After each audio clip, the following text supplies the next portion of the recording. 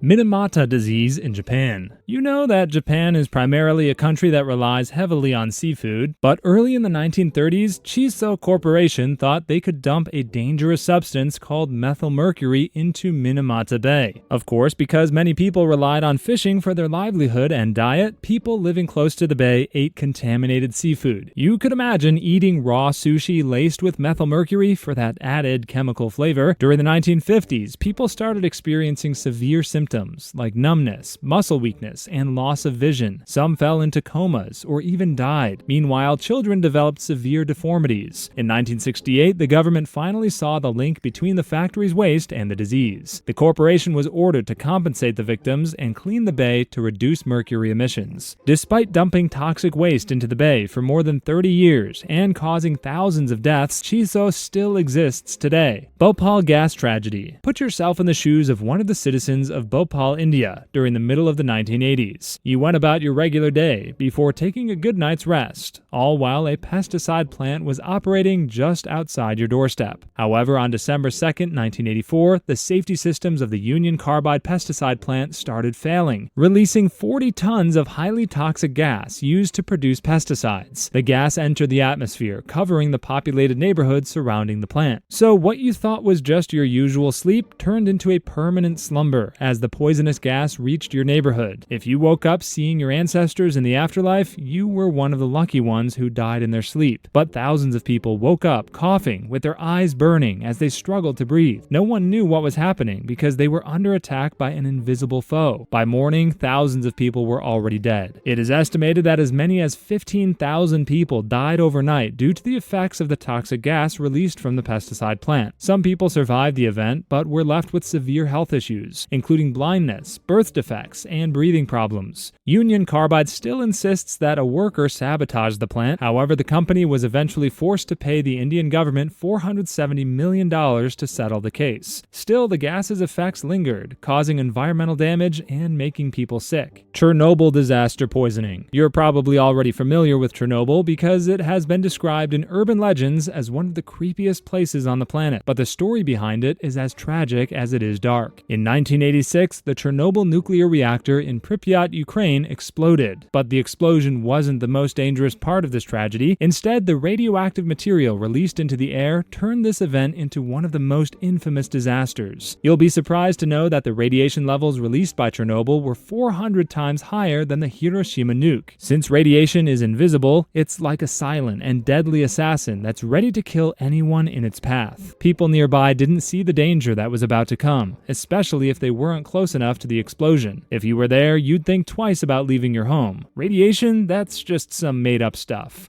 However, the radiation was real and so potent that people quickly felt its effects. Citizens and first responders alike suffered from radiation sickness, leading to dizziness, vomiting, and burns. Some of them died of their injuries within weeks. Around a total of 30 people died from the explosion and radiation sickness. Meanwhile, 60 more people died from cancer and other long-term effects of radiation exposure. The fallout quickly spread across Europe, contaminating land, water, and food supplies. Pripyat was immediately evacuated, turning it into a ghost town. Today, there is a large uninhabitable zone around Chernobyl because the radiation levels are still dangerously high decades after the disaster. Love Canal chemical poisoning. Love Canal in Niagara Falls, New York sounded like a good neighborhood to start a loving family. In fact, many people lived peacefully in this area, minding their own business. But decades before you were born on Love Canal, a company called Hooker Chemical buried 22,000 tons of toxic waste in an abandoned canal. Thinking they got away with it after covering the canal full of waste, they sold it to a local school board for just $1. At least they still made money out of it. Fast forward to the 1970s, and Love Canal had become a huge neighborhood. But the toxic waste wouldn't keep itself a secret forever because it started seeping into the ground, contaminating the soil and water. So you and your friends started getting sick. Some of your relatives probably suffered from cancer. One of your cousins was also born with deformities, but none of you knew what was going on. But when the situation got got so dire, the government started a huge investigation that unearthed the toxic secret hiding underneath Love Canal. The president quickly declared a state of emergency and relocated hundreds of families away from the neighborhood. So even if you didn't get sick, you could just imagine the shock of learning that you had to lose your home and get relocated far away because your neighborhood was actually secretly poisoning you and everyone else. The government passed the Superfund law that demolished and cleaned up Love Canal. Some areas are now safe to live in, but it's best not to start a family there because those toxic chemicals could still be hiding somewhere, ready to pounce at any moment. Flint water crisis. The Flint water crisis of 2014 is the perfect example of what happens when city officials forget about public health just to save a bit more cash. They were like, we need more money for cars, so let's change our water source. Nothing could possibly go wrong. So they decided to switch the water source from Lake Huron to the Flint River. The problem was that they were too cheap even to consider how corrosive the water in the Flint River was. Corrosive water can essentially melt through metal slowly but steadily. Untreated corrosive water going through lead pipes is a recipe for disaster. Lead started leaching into the people's drinking water, making the water supply toxic. Because lead is toxic, especially to children, residents soon started experiencing symptoms. They got rashes and lost hair. Meanwhile, children started having developmental problems. When they noticed that their water was yellowish and had a strange smell, things started to make sense. Still, public officials were stubborn. We assure you that nothing is wrong with the water supply. You're just imagining things. Residents, activists, and researchers started working together to expose the truth, as it became clear that the water contained high lead levels.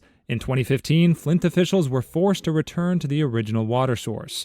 But the damage had been done because thousands of people had already been infected and at least 12 people died. Meanwhile, public officials were either fired or forced to resign due to the disaster. Tylenol cyanide poisonings. It's 1982 and you're one of the 7 Chicago people who took a Tylenol capsule because you're suffering from a headache. It turned out that it took away not only your headache, but also your life, as your soul floated out of your lifeless body. What you thought was an over-the-counter pain reliever relieved more than just pain. At that time, Tylenol was one of the most popular pain relievers in the country, and it still is today. If you suffer from headaches, muscle pain, and other aches, you just pop a Tylenol. But Johnson & Johnson, the company behind Tylenol, didn't know that their product had been laced with cyanide, a deadly compound. Because of the 7 deaths, people all over the country stopped buying Tylenol, believing that they were going to be sent to the afterlife by taking a pill. After all, 7 people died in the incident. Johnson & Johnson, meanwhile, moved fast to protect its image due to the issue, recalling all Tylenol products from the market. The company worked extensively to find the culprits behind the incident, as Johnson & Johnson and the police believed that this was a deliberate act of murder instead of an accident. After all, no company would ever accidentally put cyanide into their product, but no one was ever charged or convicted. If you have a headache, take a chill pill instead of a Tylenol, and drop by our Discord to hang out with us. Tokyo subway sarin attack. This guy named Shoko Asahara was literally obsessed with chemical weapons, so much that he started a doomsday cult. His cult, Aum Shinrikyo, predicted that World War III was going to happen soon, and that chemical weapons were going to take the place of explosives and nukes. In his attempt to make his doomsday prediction a reality, he ordered his people to launch an attack on the Tokyo subway system during rush hour. He wanted to cause as much chaos as possible while killing many people along the way. 5 cult members boarded different trains, each carrying a bag filled with liquid sarin, a highly toxic gas. They punctured the bags, left them in the trains, and allowed the deadly gas to leak out and spread. The sarin gas caused widespread panic and chaos in the trains,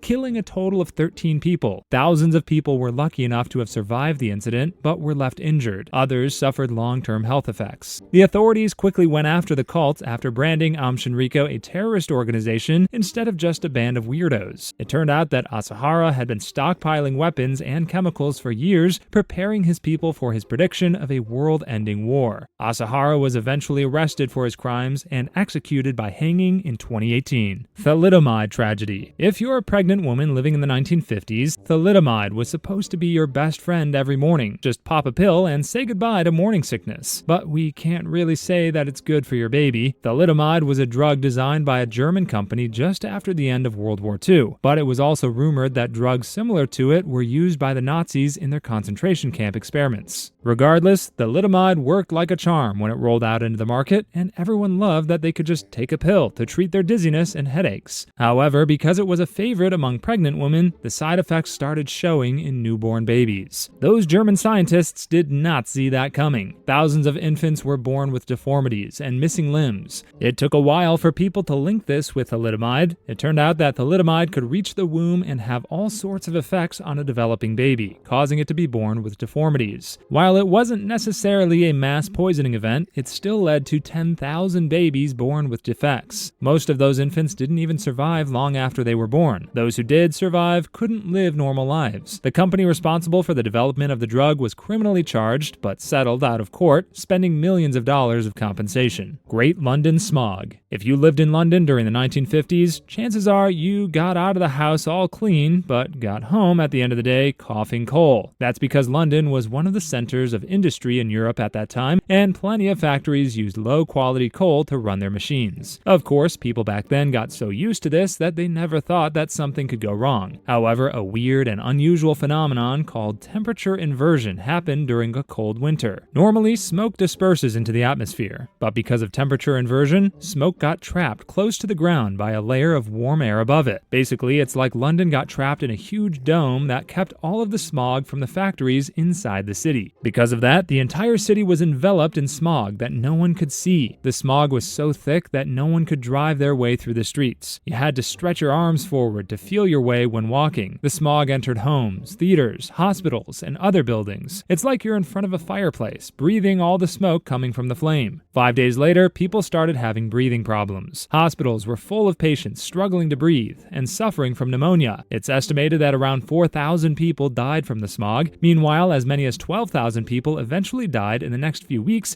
due to complications caused by the catastrophic event. Eventually, the UK decided that it needed to reduce air pollution and control the types of fuel used in factories to make sure that this avoidable event would never happen again. Prohibition poisoned alcohol. Right after the Great War, the United States thought that it was best for them to ban the sale and drinking of alcohol, believing that it was the devil's drink. Enter the Prohibition era, a period during the 1920s when people couldn't drink alcohol at all. Of course, you can never prevent people from getting drunk because drinking booze has always been a part of human history. So during Prohibition, people were brewing drinks in their homes. They said, okay, if you won't let us buy liquor, we'll make our own. Basically, people were buying industrial alcohol and using it for their brews. They thought that they had found a way around the Prohibition system, often drinking in secret at home while calling over a few friends to enjoy some booze. But the government wasn't willing to let some bootleggers brewing home-brewed drinks outsmart them, so they decided to add toxic chemicals like methanol into industrial alcohol in an attempt to prevent people from making their own alcoholic drinks. However, some people didn't know that methanol was toxic, but still used it for their homebrews. Others were just so desperate to get drunk that they didn't care whether or not methanol was deadly. People started going blind or were suffering from illnesses. Those were the lucky ones because thousands of people died from methanol poisoning. The government's plan backfired and caused a massive health crisis. Instead of preventing people from drinking, the government basically placed them in hospitals and spent millions of dollars on treatments. This was one reason why Prohibition never worked. It ended in 1933, allowing people to enjoy their drinks again, but the damage had already been done. Italy dioxin poisoning. You're chilling in your small Italian town, Seveso, in 1976, believing that life was good and nothing could go wrong. Suddenly, a nearby chemical factory exploded, but because you were far from the explosion, you still go on with your carefree life. Eventually, you got sick. That's because the explosion released a toxic gas called dioxin, which is an incredibly dangerous chemical. It's a highly toxic substance that can cause cancer and a lot of different health problems if people are exposed to it. A cloud of dioxin settled over Seveso, covering entire streets and houses while exposing every living being to its poisonous wrath. The Italian government declared a state of emergency, leading to a massive evacuation effort. Unfortunately, it was a bit too late. A lot of people had been exposed to dioxin. They suffered serious health problems, including breathing issues and skin lesions. Around 20,000 people died. Meanwhile, animals that were exposed to the gas either died or were euthanized due to their injuries. This led to the deaths of over 70,000 animals. The events forced the European community to pass a law that imposed stricter standards on factories and plants. Seveso has been turned into a park, but is still considered unsafe for development.